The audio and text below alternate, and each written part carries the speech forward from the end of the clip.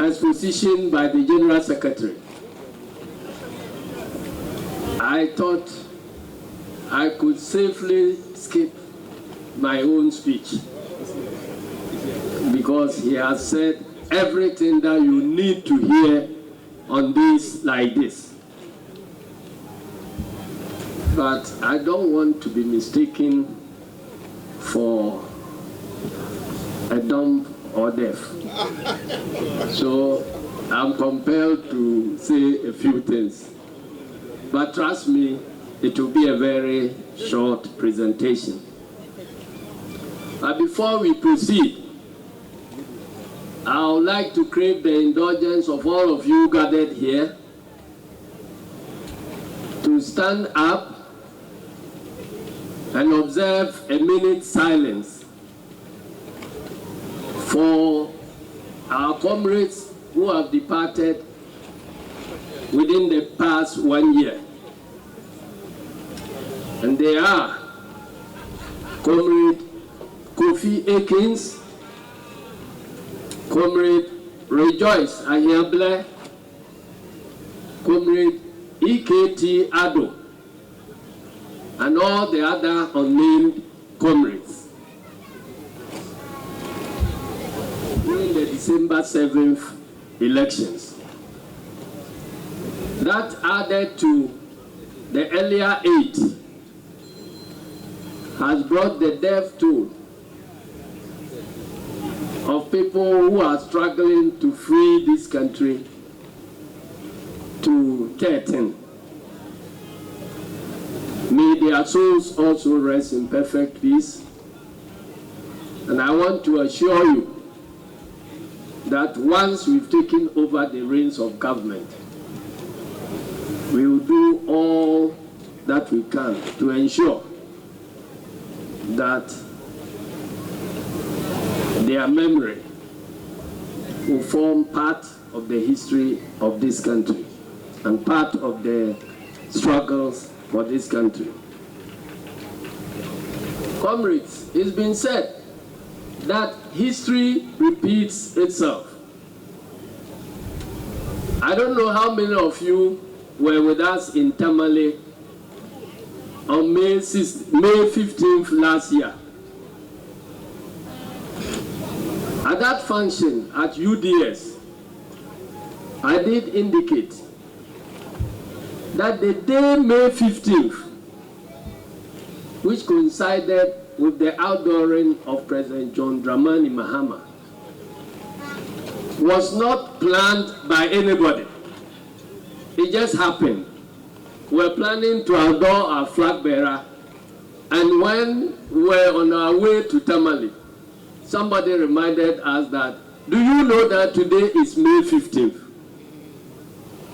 And I said that this is the work of some divine hand.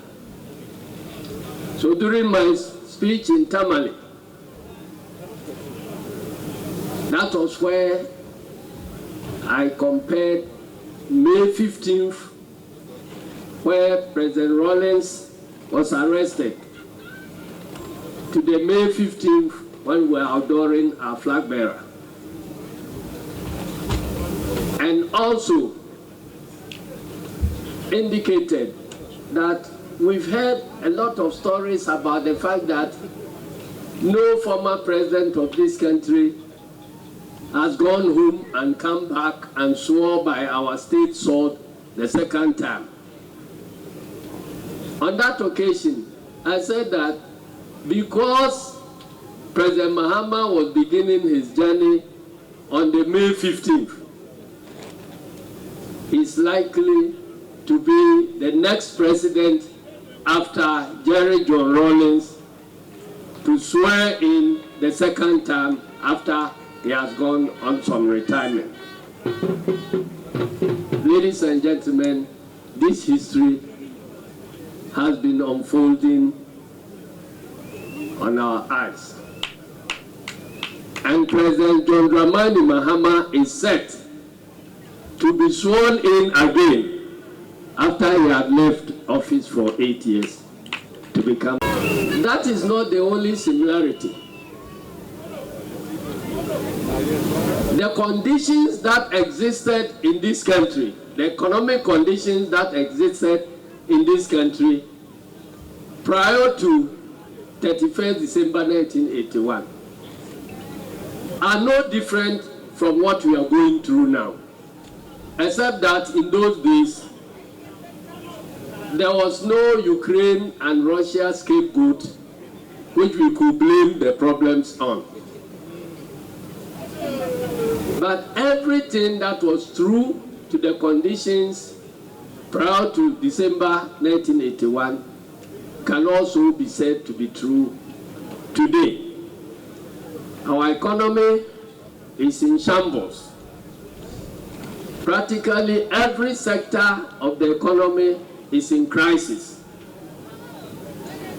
And I know and believe that it took the NDC to rescue the country in 1981.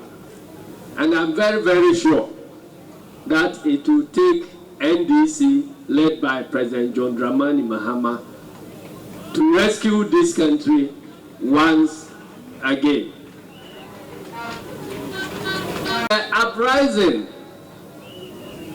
that brought President Rawlings onto the scene on June 4th can also be likened to the uprising that led to our December 7th victory. On December 7th, it was like the whole country was mobilized against MPP. And in fact,